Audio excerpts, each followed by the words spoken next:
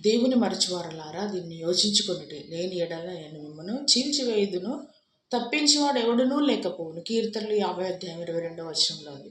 ఎందుకు ఇంత కఠినమైన మాట మరి ఉంది బైబిల్లో? దేవుడు అంటున్నాడు అంటే మరి అంత కఠినమైనటువంటిది నరకం కనుక ఆ నరకానికి పోకూడదని దేవుడు మరి హెచ్చరిస్తున్నాడు. అంటే కేవలం నేను కూడా మీ వంటి వాడని అనుకుంటున్నారా? నేను మౌనంగా ఉన్నాను, మీరు ఎన్ని తప్పులు చేస్తున్నా, ఏ విధంగా మరి ఇటువంటివి ఉన్నా మీ జీవితంలో మీరు మార్చుకోకుండా ఉన్నారు, నేను మౌనంగా ఉన్నాను నీ వంటి వాడిని అనుకుంటున్నావా అని దేవుడు హెచ్చరిస్తున్నాడు. అయితే వీటన్నిటిని నీ ఎదుట ఉంచి నేను లెక్క అడుగుతాను అని దేవుడు మరి మాట్లాడుతున్నాడు నిజంగా. ఎందుకంటే భయంకరమైన నరకాన్ని మనం తప్పించుకోవాలంటే మనం భయముతో, భక్తితో, వణుకుతూ ఆయనను సేవించాలి.